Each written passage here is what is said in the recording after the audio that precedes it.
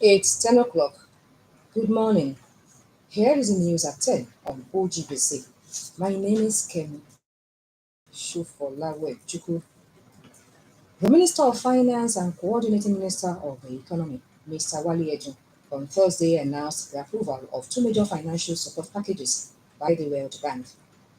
He said it is part of President Tinubu's ongoing effort to stabilize the economy, reposition it for sustained and inclusive growth, and provide urgent support to the poor and the vulnerable.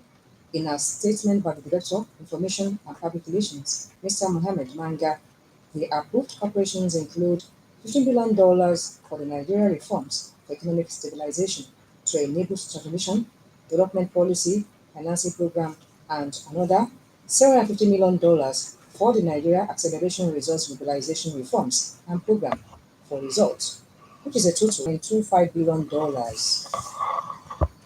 The lack of collective effort and individual capacity to demand accountability has been identified as major reasons why corruption persists in Nigeria. The Independent Corrupt Practices Commission (ICPC) chairman, Dr. Musa Adamu Aliyu, handed this down in Abuja on Thursday. He emphasized the need for a collective approach to combat corruption, noting that civil society organizations and institutions are advocating for accountability, but it has not yet become a collective priority. Dr. Aliyu called for engineering of grassroots demand for accountability, making it impossible for leaders to ignore.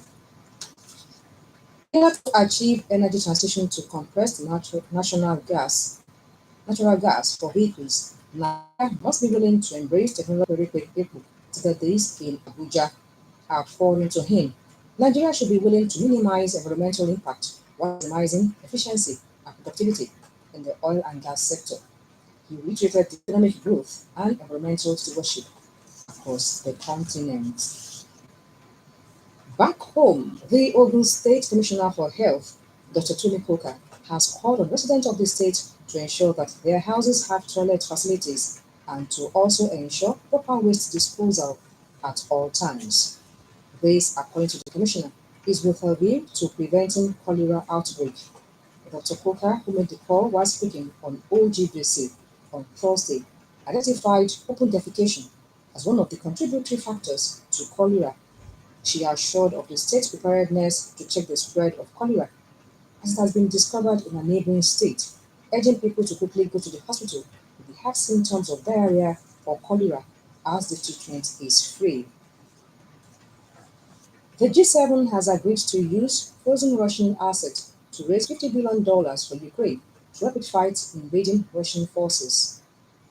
President Mr. Joe Biden said it was another reminder to Russia the US is not backing down, but Moscow has threatened extremely painful retaliatory measures. Also at the G7 summit in Italy, Ukrainian President Volodymyr Zelensky and Mr. Biden signed a 10-year bilateral security deal between Ukraine and the US by Kyiv as historic. The agreement envisages the use of military and training aid to Ukraine, but it does not commit Washington to send troops to fight for its ally, according to the White House. The security deal means Washington and Kyiv will work to build and maintain Ukraine's defense and deterrence capability, bolster the country's industrial base, and support economic recovery and energy security. On sport, the Nigeria Football Federation set to appoint a foreign technical advisor for the Super Eagles as part of measures being put in place for the team to qualify for the 2026 FIFA World Cup. The three-time African champions are winless after four rounds of matches in the qualification series. They lost their last game against Benin Republic after 1-1 draw against Lesotho, Zimbabwe, and South Africa. The president of the NFF, Alhaji Ibrahim Kuso, confirmed on Thursday that some reforms are being considered to ensure that the team qualifies for the Mundial. That was the news at 10 on OGBC, packaged by Wahid Ogunjobi.